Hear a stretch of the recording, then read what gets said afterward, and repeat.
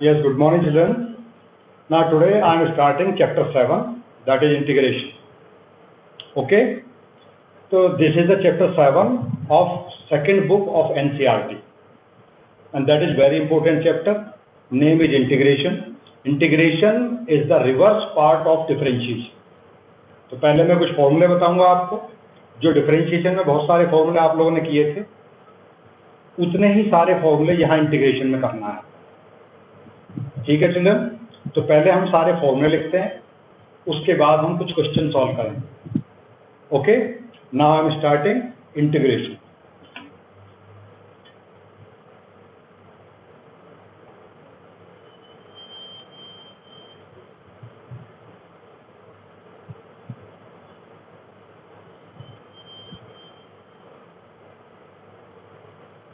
Dear children, integration. तो integration of sine x, integration का sine होता है इस टाइप का, इंटीग्रेशन ऑफ साइन एक्स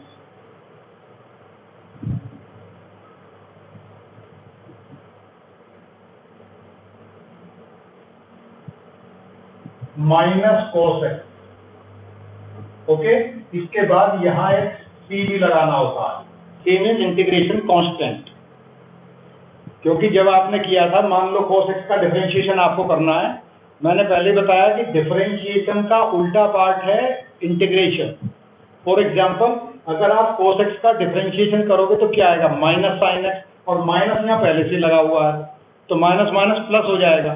तो cos x का डिफरेंशिएशन होता है माइनस साइन x, और यहाँ माइनस लगा हुआ है तो ये हो गया प्लस साइन x, और साइन x का इंटीग्रेशन होता है माइनस cos x, और c का डिफरेंशिएशन क्या होगा, 0. तो कई बार क्वेश्चन में क्या लिखा होता है, ax square plus bx plus c. तो ax स्क्वायर का भी डिफरेंशिएशन हो जाएगा, bx का भी हो जाएगा, और c का डिफरेंशिएशन 0 हो जाएगा. तो जब हम उल्टा काम करते हैं तो एक कांस्टेंट लगाते हैं. वो कांस्टेंट 5 भी हो सकता है, 6 भी हो सकता है, 7 भी हो सकता है. तो एक कांस्टेंट जरूर लगाते हैं हम जब भी यहाँ ऐसा करते हैं. ओके, तो similarly differentiation of cos x sin x plus c. Okay, differentiation of tan x. अब थोड़ा थोड़ा चेंज होता चला जाएगा. log sec x, log sec x plus c, या इसको ऐसा भी लिख सकते हैं minus log cos x plus c. log sec x या minus log cos x. Similarly cot x, differentiation of cot x, log sin x, log sin x plus c. Okay, differentiation of sec x, log sec x plus tan x, sec x plus tan x plus c. Okay, sorry, integration of cos x. मैं बार बार differentiation word use कर रहा हूं क्योंकि अभी तक हमें आदत पड़ी हुई है डिफरेंशिएशन की. तो integration of sec x is equal to log sec x plus tan x. ना integration of cos x, log cos x minus cot x plus c. Clear children? तो ये कुछ इंटीग्रेशन है, वो 6 की 6 टर्म इंटीग्रेशन की, जो ट्रिग्नोमेट्रिक इंटीग्रेशन है. साइन एक्स का इंटीग्रेशन माइनस cos x का integration sine x, tan x का integration log sec x, cot x का log sin x, sec x का log sec x plus tan x. थोड़े थोड़े से डिफरेंट फॉर्मूले हैं, वो आपके आगे चल के समझ में आ जाएंगे. cosec x is equal to log cosec x minus cot x. ठीक है, कुछ और टर्म याद दिलाता हूं आपको. Integration of sec square x. तो याद करो, sec स्क्वायर x किसका डिफरेंशिएशन था, tan x का डिफरेंशिएशन sec स्क्वायर x होता था. तो integration of sec square x tan x plus c. cosec square x minus cot x plus c. कुछ कुछ याद आ रहा है. cosec स्क्वायर x किसका डिफरेंशिएशन होता था, cot x का. cot x का डिफरेंशिएशन होता था माइनस cosec स्क्वायर x. तो जब कोसेक स्क्वायर एक्स का इंटीग्रेशन करेंगे तो ये आएगा minus cot x plus c. Similarly integration of sec x plus tan x, sec x tan x,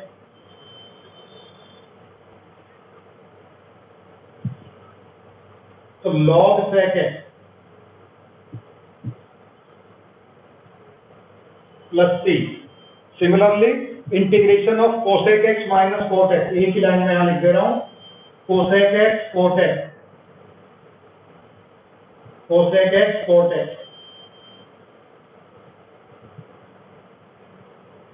तो ये होता है log cosec x। Clear children? sec x tan x का इंटीग्रेशन log sec x और cosec x का integration cosec x cot x का integration log cosec x। Okay children?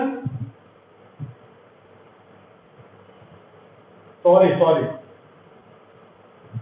यहां sec x और यहां खाली cosec x। याद करो sec x का डिफरेंशिएशन क्या होता था, sec x tan x, और cosec x का इंटीग्रेशन क्या होता था, cosec x cot x।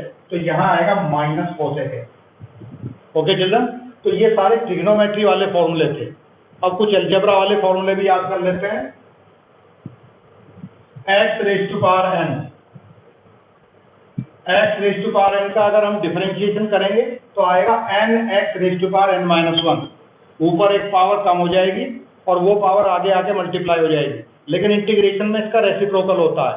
Integration में क्या काम होता है, ऊपर एक पावर ऐड हो जाती है x raise to power n plus 1 upon n plus 1 plus c एस, मतलब जो भी यहाँ पावर है ऊपर एक पावर ऐड हो जाएगी और डिनोमिनेटर में भी वही पावर आएगी। Clear children? Similarly e raise to power x integration e raise to power x plus c, integration of a raise to power x, a raise to power x upon log a, integration of any constant term, तो cx plus k, क्योंकि ये c लिखा है मैंने तो यहाँ k लिख देता हूं मैं, k, integration of any constant term, तो ये हो जाएगा kx प्लस c, क्योंकि हम सब जगह c लिखते आ रहे हैं, कांस्टेंट टर्म c लिखते आ रहे हैं, तो हम यहाँ भी c लिखा रहने दें। अगर यहाँ c होगा तो c dx हो जाएगा cx प्लस k। ओके, तो ये कुछ अलजेब्रा वाली टर्म थी जिनका हमने इंटीग्रेशन किया है। Okay children? तो ये डिफरेंशिएशन का बिल्कुल रेसिप्रोकल पार्ट है जो आपको करना है। बहुत इजी चैप्टर है, बहुत इंटरेस्टिंग चैप्टर है। तो जब आपकी समझ में आना शुरू हो जाएगा, शुरू में थोड़ी सी प्रॉब्लम आपको आएगी, लेकिन बाद में सारे क्वेश्चन सॉल्व होने शुरू हो जाएंगे आप। अब मैं आपसे एक दो क्वेश्चन पूछ रहा हूँ। x रेज़ टू पावर 3, अगर इसका हमें डिफरेंशिएशन करना होता तो कैसे लिखते, dy बाई dx, तो ये हो जाता 3x स्क्वायर, और अगर हम इसको इंटीग्रेशन करेंगे, x क्यूब का इंटीग्रेशन करेंगे तो इसको ऐसे लिखना होता है, x क्यूब का इंटीग्रेशन हो जाएगा x रेज़ टू पावर 4, एक पावर ऐड हो जाएगी ऊपर और वही पावर नीचे आएगी प्लस c। ठीक है? Clear children? तो ये यहां ऐसे कैसे आता है, देखो इसको मैं बता देता हूं। y is equal to x cube है, dy बाई dx क्या बन जाएगा 3x स्क्वायर। तो जब हम इंटीग्रेशन करते हैं तो ये dx उस साइड में चला जाता है और इधर dy रह जाता है, dy is equal to 3x square dx। Okay, जब ये दोनों सेपरेट हो जाते हैं तो दोनों साइड इंटीग्रेशन का साइन लगाते हैं। तो आप देख रहे होंगे कि सब जगह dx क्यों लगा हुआ है। तो dx हम क्यों लगाते हैं, क्योंकि dy बाई dx की जो डिनोमिनेटर वाली टर्म है वो क्रॉस मल्टीप्लाई होकर उधर चली जाती है, तो इसलिए सभी टर्म्स के पास dx लगा होता है। ठीक है? तो with respect to x, integration with respect to x, जैसे डिफरेंशिएशन में होता था differentiation with respect to x, ऐसे इंटीग्रेशन में होता है integration with respect to x। Okay children? So this was the final situation. Now do some more question. अभी तक तो हमने फॉर्मूले किए हैं, क्वेश्चन तो हम अब स्टार्ट कर रहे हैं। ओके, सिमिलरली पहले मैं फॉर्मूले ही कवर कर देता हूं पूरे के पूरे। कुछ इनवर्स ट्रिग्नोमेट्री के भी इंटीग्रेशन थे। इनवर्स ट्रिग्नोमेट्री के डिफरेंशिएशन क्या होते थे? साइन इनवर्स एक्स का डिफरेंशिएशन क्या होता था? 1/√1 माइनस एक्स स्क्वायर। तो यहाँ हम वो फॉर्मूले भी लिख लेते हैं पहले, some formulae of inverse trigonometry. So 1/1 minus x square under root, तो इसका इंटीग्रेशन हो जाएगा साइन इनवर्स एक्स प्लस सी, माइनस लग जाएगा अगर यहाँ, ठीक है, 1 माइनस एक्स स्क्वायर, तो ये बन जाएगा कॉस इनवर्स एक्स प्लस सी। आप यहां माइनस लगा के यहां भी माइनस लगा सकते हो, ठीक है। Similarly 1/1 plus x square dx, this is the formula of tan inverse x plus C, minus 1/1 plus x square dx, that is cot inverse x plus c, 1/x into x square minus 1 dx, this is sec inverse x plus c। ये c लगाना नहीं, बोलना नहीं, तो इसकी वजह से half marks cut होता है। 1/, माइनस 1/, इस माइनस को आप बाहर भी लिख सकते हो, अंदर भी लिख सकते हो, ठीक है। तो minus 1/x into x square minus 1, तो ये बन जाएगा cosec inverse x, cosec inverse x plus C. तो ये सारे के सारे ये वाले फॉर्मूले, पहले सारे फॉर्मूले लर्न करने हैं, उसके बाद फिर इंटीग्रेशन आपकी समझ में आना शुरू होगा। Clear children? ये सारे फॉर्मूले ऑलरेडी आपने कर लिए हैं डिफरेंशिएशन में। क्लियर? तो अब मैं एक्सरसाइज की कुछ क्वेश्चन शुरुआत करता हूं। Clear children?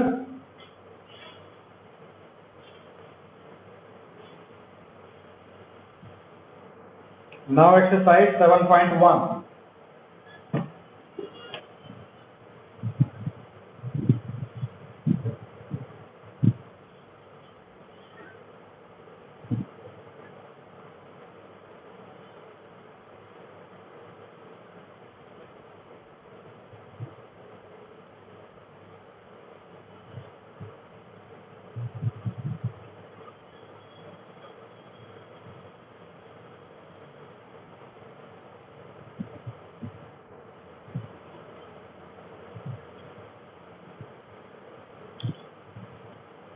Exercise 7.1. Question number 1. Integration of sin 2x.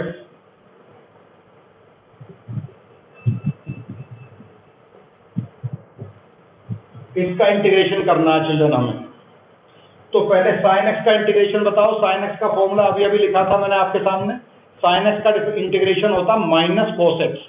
तो पहले तो डायरेक्ट ये लिख देते हैं minus cos 2x plus C. Okay children? लेकिन ये 2 यहाँ ये 2 आपको डिस्टर्ब करेगा। कुछ याद करो, जब डिफरेंशिएशन में आपने sin 2x का डिफरेंशिएशन किया था तो क्या आंसर आया था? sin 2x का डिफरेंशिएशन हो गया था cos 2x, फिर 2x का भी किया था, तो 2x का चेन रूल से होता था 2, तो sin 2x का डिफरेंशिएशन हो गया cos 2x इंटू 2। वही 2 जो वहां मल्टीप्लाई में आता था डिफरेंशिएशन में, यहाँ वो 2 डिनोमिनेटर में आएगा। Clear children? तो sin 2x का डिफरेंशिएशन क्या हो जाएगा, sin 2x का इंटीग्रेशन क्या हो जाएगा, cos 2x अपॉन 2। ये 2 डिफरेंशिएशन में मल्टीप्लाई में आता था, यही 2 यहाँ इंटीग्रेशन में डिनोमिनेटर में आएगा। फॉर्मूला देख के आप फॉर्मूला लगाएंगे, उसके बाद इस 2 को डिसाइड करेंगे। x के पास जो भी मल्टीप्लाई होगा, x के पास जो टर्म मल्टीप्लाई में होगी वो डिनोमिनेटर में आएगी। इस बात को आप याद रखें। डिफरेंशिएशन में x के पास जो टर्म मल्टीप्लाई में होती थी वो मल्टीप्लाई में आती है, ठीक है, और इंटीग्रेशन में जो टर्म यहाँ x के साथ मल्टीप्लाई में होती है वो डिनोमिनेटर में आती है। वहां वो न्यूमरेटर में आती थी, यहाँ वो डिनोमिनेटर में आती है। ओके, अब एक दो क्वेश्चन और लेते हैं, तब मैं समझाता हूं फिर इसको आपको। Second part, question number 2, cos 3x। Same situation, cos x का इंटीग्रेशन क्या होता? Plus sin x। cos x का इंटीग्रेशन होता प्लस sin x। तो sin 3x हम यहाँ एज इट इज लिखेंगे, sin 3x प्लस c। फिर इस 3x के बारे में सोचेंगे। तो डिफरेंशिएशन होता तो 3x का मल्टीप्लाई 3x का डिफरेंशिएशन होता तो 3 और उसे हम मल्टीप्लाई की फॉर्म में लिखते। अब यहाँ इंटीग्रेशन कर रहे हैं तो ये वाला 3 डिनोमिनेटर में आएगा, तो sin 3x upon 3 plus c। यहाँ तक ये बात समझ में आई? बस एक बात ध्यान से समझ लो, डिफरेंशिएशन में ये 2 जो था ये 2 मल्टीप्लाई में आता है और इंटीग्रेशन में ये 2 डिनोमिनेटर में आता है। सिमिलरली यहाँ भी cos 3x का इंटीग्रेशन क्या हो जाएगा, sin 3x plus sin 3x और 3x का इंटीग्रेशन हो जाएगा 1/3। जो 3 है जो मल्टीप्लायर x का वो हो जाएगा 1/3। ओके चिल्ड्रन, तो वो काम यहाँ थोड़ा सा उल्टा काम करना है, तो इसको आपको आदत डालनी पड़ेगी। अभी और करते हैं कुछ question. Similarly question number 4, ax plus b whole square, ax plus b whole square, ठीक है। तो सबसे पहले हम इस वाले पार्ट का इंटीग्रेशन करेंगे, ax plus b whole square. तो ax plus b whole raise to power 3 upon 3, इसको मैं x रेज टू पावर 2 मान के चल रहा हूँ। x रेज टू पावर 2 का इंटीग्रेशन क्या होगा, x क्यूब अपॉन 3, ठीक है। एक पावर बढ़ जाएगी ऊपर और वही पावर नीचे आएगी। तो ax plus b raise to power 3 upon 3। फिर उसके बाद क्या बताया था, जैसे यहाँ सिचुएशन थी, x के पास क्या है 2, तो ये 2 डिनोमिनेटर में आता है। सिमिलरली यहाँ इसके पास क्या है a डिनोमिनेटर में आएगा इंटू a, ठीक है, प्लस c। कोई भी टर्म जो x के साथ मल्टीप्लाई में होगी वो डिनोमिनेटर में आएगी। पहले ऊपर की पावर का इंटीग्रेशन करेंगे, तो ax plus b whole raise to power 3 upon 3। फिर x के पास जो टर्म मल्टीप्लाई में है वो डिनोमिनेटर में आएगा, तो ax plus b raise to power 3 upon 3। तो यहाँ तक बात क्लियर हो गई होगी आपकी। Clear children? तो थोड़ा आगे बढ़ते हैं। Similarly now we are doing question number 6।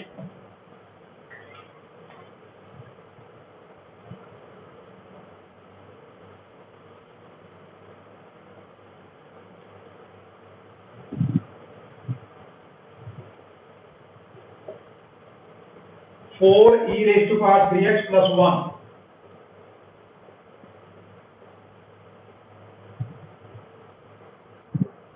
ऐसे, ठीक है। तो अब सबसे पहला काम क्या है, e raise to power x का integration. e raise to power का इंटीग्रेशन भी e raise to power x होता है, e raise to power x का डिफरेंशिएशन भी e raise to power x होता है। तो सबसे पहले इस 4 को टच नहीं करेंगे, 4 into e raise to power 3x का integration e raise to power 3x।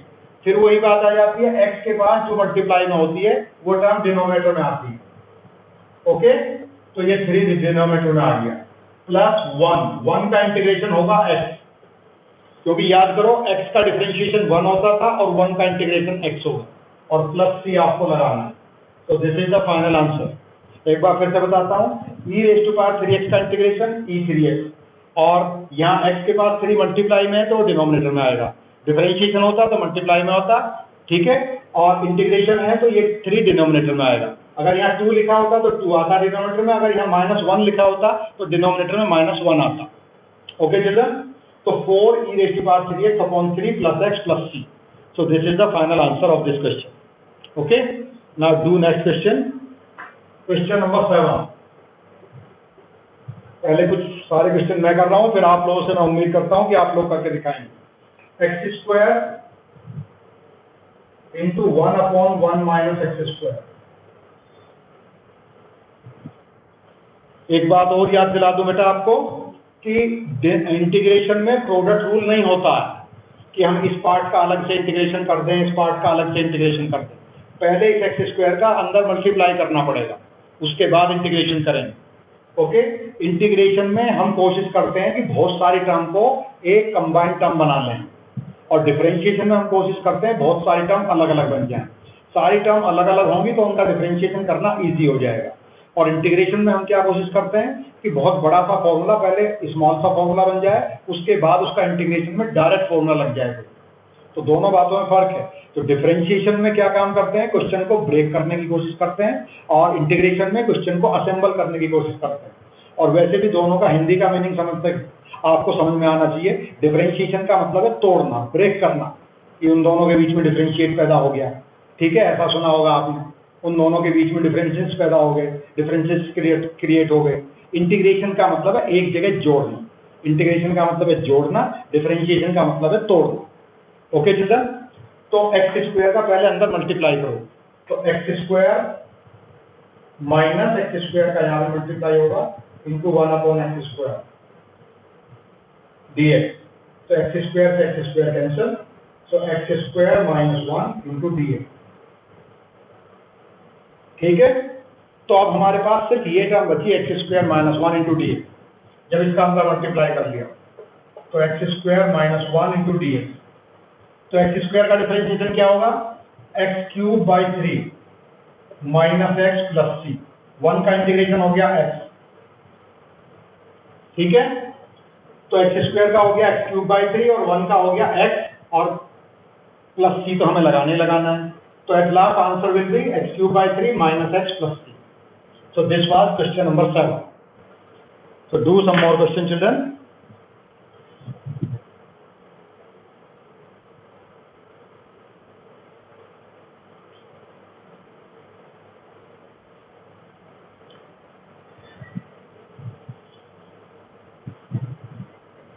Question number 13.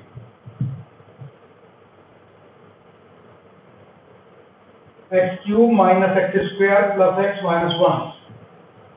X cube minus x square plus x minus 1 dividing by x minus 1।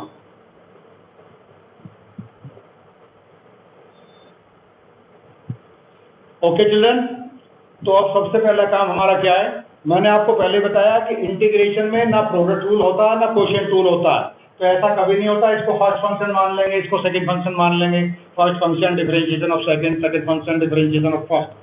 तो इंटीग्रेशन में इस टाइप का कोई रूल नहीं होता है। तो हमारी पहली कोशिश क्या होती है कि किसी भी टाइप से रिमूव डिनोमिनेटर एनी हाउ।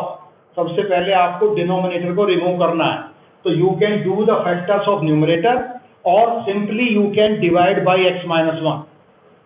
ठीक है, या तो पूरे को x माइनस 1 से डिवाइड कर दो, अपने आप ही सॉल्यूशन आ जाएगा, या ऊपर वाले के फैक्टर अगर हो जाते हैं तो उन फैक्टर्स को पहले कैंसिल कर लें।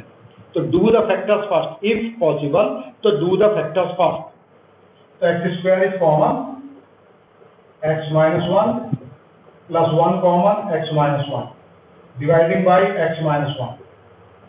ओके, एक x माइनस 1 कॉमन, यहां से और यहां से x माइनस 1 कॉमन ले लिया, तो ये बचा एक्स स्क्वायर प्लस 1 dx, यहां भी dx लगाना है, dividing by x minus 1। Now you can cancel x minus 1। ठीक है, जब आप इसको सिंपली डिवाइड करते तो भी आंसर यही आता। आपने फैक्टर कर लिए, बहुत अच्छा किया, लेकिन अगर आप फैक्टर नहीं करते और सिंपली डिवाइड करते तो भी एक्स स्क्वायर प्लस 1 ही आता। Okay children, so x square plus 1 at last, so do the integration of x square plus 1। अब x square का integration x cube by 3 and integration of 1 that is x and plus c।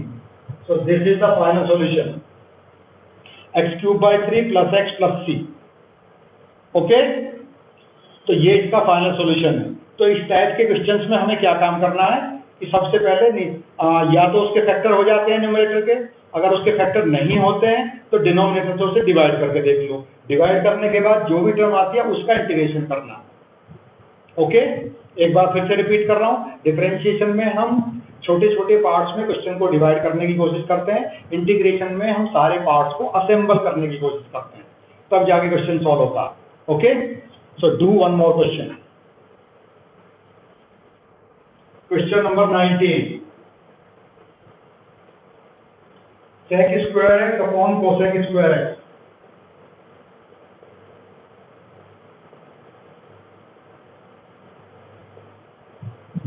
Okay children, तो sec square x का अलग भी formula होता है, cosec square x का भी सेपरेट फॉर्मूला होता है, but we can not apply both the formula here. Numerator और डिनोमिनेटर दोनों को अलग अलग फॉर्मूले से हम नहीं कर सकते। तो first of all we have to make this term combined term, composite term. First of all make these two terms as single term, पहले दोनों टर्म को सिंगल टर्म बनाना है हम। तो sec square x can be return sec square x नीचे आ जाएगा cos square x, and cosec square x ऊपर चला जाएगा sin स्क्वायर एक्स। ओके, तो sin square x upon cos square x what will become tan square x. तो ये बन गया tan स्क्वायर एक्स। अब tan स्क्वायर एक्स का डायरेक्ट कोई फॉर्मूला नहीं होता। कभी आप सोच रहे हो कि tan x का डिफरेंशिएशन होता है, tan x का इंटीग्रेशन भी होता है log sec x, ठीक है, तो स्क्वायर का भी वो इंटीग्रेशन हो जाएगा। एक बार फिर से याद दिला देता हूं, tan x का इंटीग्रेशन होता है डायरेक्ट, लेकिन tan स्क्वायर x का नहीं होता। और क्योंकि यहाँ प्रोडक्ट रूल भी नहीं होता, चेन रूल भी नहीं होता, कोशेंट रूल भी नहीं होता, तो tan स्क्वायर x को हम डायरेक्ट सॉल्व नहीं कर सकते। तो first of all convert tan square x into sec square x minus 1। तो इसका फॉर्मूला होता है sec square x minus 1।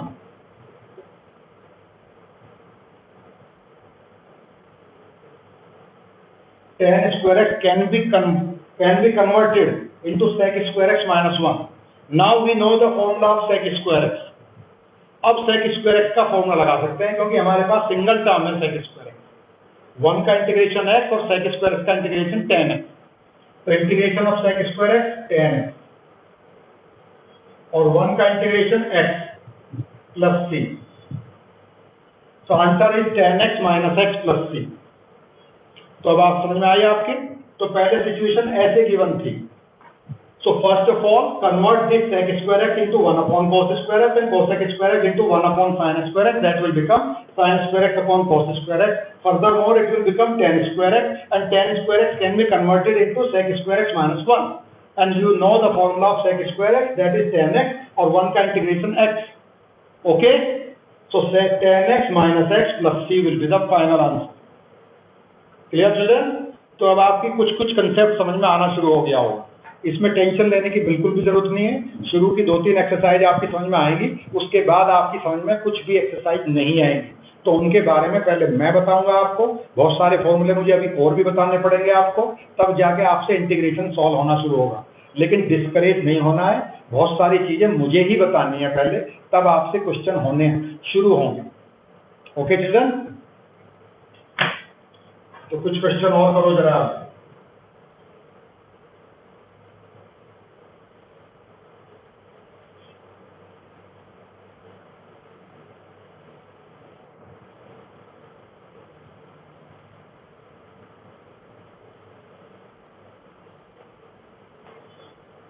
Question number 20, 2 minus 3 sin x upon cos square x, 2 minus 3 sin x upon cos square x। Okay, तो फिर से पहले वाली बात याद करो कि ना यहाँ प्रोडक्ट रूल होता है, ना कोशेंट रूल होता है, ना चेन रूल होता है। तो first of all divide this 2 by cos square x separately and 3 sin x by cos square x। So first of all divide these two terms by cos square x separately। okay, so 2 upon cos square x minus 3 sin x upon cos square x। okay children, so 2 upon cos square x can be written 2 sec square x minus 3 sin x upon cos x। एक term तो ये बन गई, एक हो गई 1 upon cos x।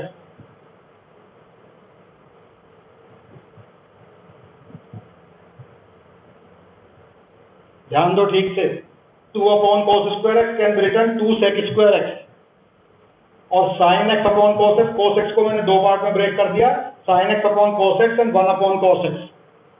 तो sin x upon cos x tan x होता है और 1 upon cos x sec x होता है। तो 2 sec square x minus 3 tan x sec x। Okay, और we are having both the फॉर्मूले, sec स्क्वायर x का भी फॉर्मूला हमारे पास है and tan x sec x का भी फॉर्मूला हमारे पास है, डायरेक्ट फॉर्मूले हैं दोनों के। तो 2 sec square x will become 2 tan x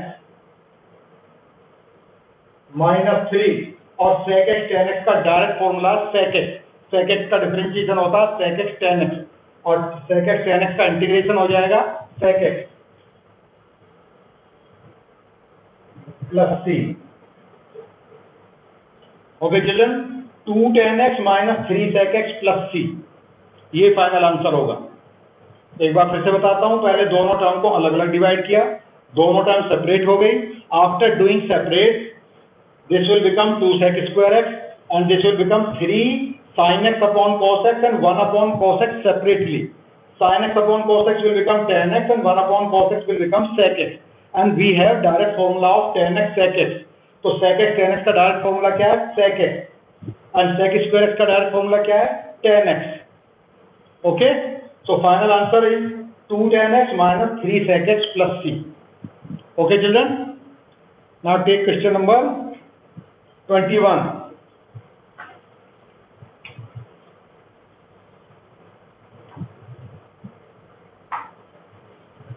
Under root x plus 1 upon under root x. Find the antiderivative. Question थोड़ा घुमा फिरा के लिखा हुआ है, फाइंड एंटीडेरिवेटिव। एंटीडेरिवेटिव का मतलब होता है इंटीग्रेशन।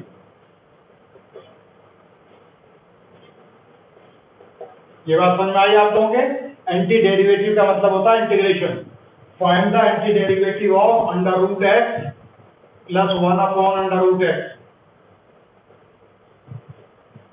ठीक है, तो ना तो यहां हम एलसीएम लेंगे, ना हम किसी और टाइप से सॉल्व करेंगे। तो under root x can be written x raise to power 1/2 and 1 upon under root x can be written x raise to power minus 1/2 into dx। अब ये दो टर्म सेपरेट टर्म हो गई। अब फर्स्ट वाला फॉर्मूला बताओ, अलजेब्रा का first formula x raise to power n plus 1 upon n plus 1। यहां लिख रहा हूं मैं x raise to power n, इसका इंटीग्रेशन क्या होगा? X raise to power n plus 1 upon n plus 1। Okay children, formula of x raise to power n will be x raise to power n plus 1 upon n plus 1। तो x raise to power 1/2 plus x raise to power minus 1/2। Okay, तो x raise to power 1/2 का integration x raise to power 1/2 plus 1 upon 1/2 plus 1। Similarly here x raise to power minus 1/2 plus 1 upon minus 1/2 plus 1 plus c। ठीक है, इसको थोड़ा बहुत ठीक करके लिखेंगे। So x raise to power 1/2 plus 1, this will become x raise to power 3/2 upon 3/2 plus 1 minus 1/2 x raise to power 1/2 upon 1/2 plus c। अब ये नीचे वाली टर्म ऊपर चली जाएंगी, 2/3 x raise to power 3/2 plus 2 into x raise to power 1/2 को under root x लिख देते हैं, अंडर रूट एक्स लिख देते हैं हम, प्लस c। तो ये इसका फाइनल आंसर हुआ। फिर से समझो एक बार, अंडर रूट एक्स वगैरह का हम कोई एलसीएम नहीं लेंगे, दोनों टर्म सेपरेट टर्म है, दोनों अलजेब्रिक टर्म है, दोनों को पावर की फॉर्म में लिखेंगे। तो x raise to power 1/2 plus x raise to power minus 1/2। So x raise to power 1/2 will become x raised to power 1/2 plus 1 upon 1/2 plus 1, x raised to power minus 1/2 plus 1 upon minus 1/2 plus 1. After solving, we get x raised to power 3/2 upon 3/2 plus x raised to power 1/2 upon 1/2 plus c. So 2/3 x raised to power 3/2 plus 2 under root x plus c. So this will be the final answer. एक question और बचा है children, उसे भी पूरा कर लेते हैं। ओके,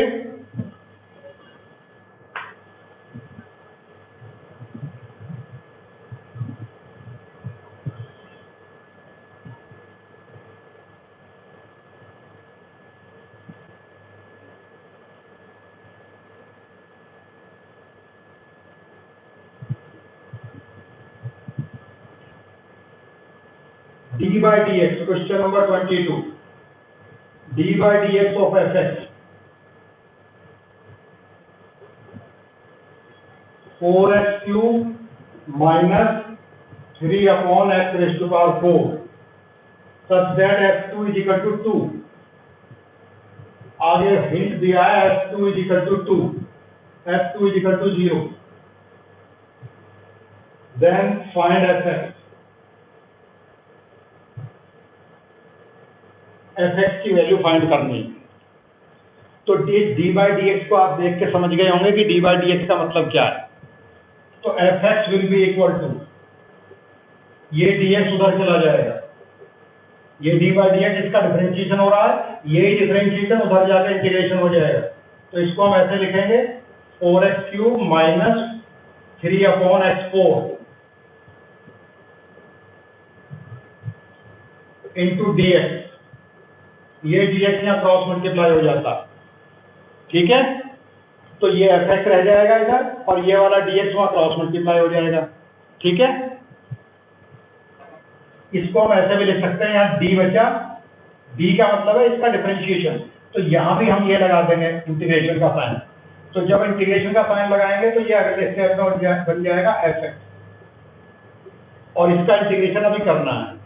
तो इसको लिखेंगे 4x³ माइनस 3x⁻⁻4 ऐसे। Clear children? एक बार फिर से बताता हूं, ये वाला dx उधर चला गया क्रॉस मल्टीप्लाई होके, फिर दोनों साइड इंटीग्रेशन का साइन लगा देंगे। d का मतलब है इस टर्म का डिफरेंशिएशन हो रहा है, जब इंटीग्रेशन का साइन लगा देंगे तो ये d कैंसिल हो जाएगा ऑटोमेटिकली, क्योंकि डिफरेंशिएशन के ऊपर आपने इंटीग्रेशन लगा दिया तो यहाँ खाली एफ एक्स आएगा, और नीचे वाला dx उधर चला गया। इसका मतलब है इस टर्म का अभी इंटीग्रेशन करना बाकी है। We have to do integration of this term now, okay. So f(x) will be equal to 4 into x raised to power 4 upon 4 x³ का x raised to power 3 का इंटीग्रेशन क्या होगा, x raised to power 4 upon 4 minus 3 x raised to power -4 plus 1 upon -4 plus 1 plus c। तो f(x) will be equal to 4 is cancelled by 4, तो x raised to power 4 minus 3 into x raised to power -3 upon -3, इस 3 से ये 3 भी cancel होंगे, plus c। So f(x) will be equal to x raised to power 4 minus minus ये plus हो गया, plus x raised to power -3 plus c। So f(x) will be equal to x raised to power 4 plus x raised to power is 1 upon x³ plus c, ठीक है। हमने इस पूरी term का integration कर दिया। इंटीग्रेशन करने के बाद ये आंसर आया। कहने का मतलब इतना सब जो घूम फिर के हम आए हैं, तो हम यहां तक पहुंचे हैं इंटीग्रेशन करने के बाद। इन दो टर्म्स का इंटीग्रेशन करना था, इंटीग्रेशन इसका ये आया। जब ये इंटीग्रेशन आया तो यहाँ c टर्म एक्स्ट्रा, इस c को रिमूव करने के लिए क्वेश्चन में hint given, if x is equal to 2 f(x) is equal to 0। ये गिवन है क्वेश्चन में, if x is equal to 2 then f(x) is equal to 0। इसका ये मतलब होता है f2 is equal to 0। x की वैल्यू 2 है तो f(x) की वैल्यू 0। तो यहाँ 0 पुट करो, ये हो जाएगा 0। इसकी 2 की वैल्यू पुट करो, 2 raised to power 4 plus 1 upon 2 raised to power 3 plus c, okay. ये c की वैल्यू निकालने के लिए कभी कभी हिंट गिवन होता है। तो ये बन गया 0। पहले इस 2 को इधर लाओ, पहले एलसीएम ले लेते हैं। 0 is equal to 16 plus 1 upon 8 plus c, 128 plus 1 129, 0 is equal to 129 by 8 plus c। तो c की वैल्यू हो गई -129 बाई 8, ये c की वैल्यू हो गई। अब क्वेश्चन में यहाँ c की वैल्यू पुट कर देंगे और ये फाइनल आंसर होगा। f(x) की वैल्यू हमें निकालनी थी, x raised to power 4 plus 1 upon x³ minus 129 upon 8। Okay children? तो इस क्वेश्चन में ये बात एक्स्ट्रा गिवन थी कि हमें लास्ट में f(x) की वैल्यू फाइंड करनी है। तो f(x) की वैल्यू फाइंड करने के लिए उसने हमें c की वैल्यू बता दी, उसने हमें x की वैल्यू बता दी और f(x) की वैल्यू बता दी। तो हमने c की वैल्यू फाइंड कर ली। After finding the value of c you can put the value of c and after putting the value of c you will get the correct answer of the question. Okay children? तो एक बार फिर से मैं check कर लेता हूँ कहीं कोई मिस्टेक तो नहीं हो गई है। 3x raised to power -4, तो ये माइनस ही रहेगा। x raised to power -4 plus 1 -3 हो जाएगा, -4 + 1 ये -3 हो जाएगा, माइनस माइनस प्लस हो जाएगा। Yes, it is totally correct answer children. तो बुक में जो आंसर दिया है क्वेश्चन नंबर 22 का, that is a part, question number 22 part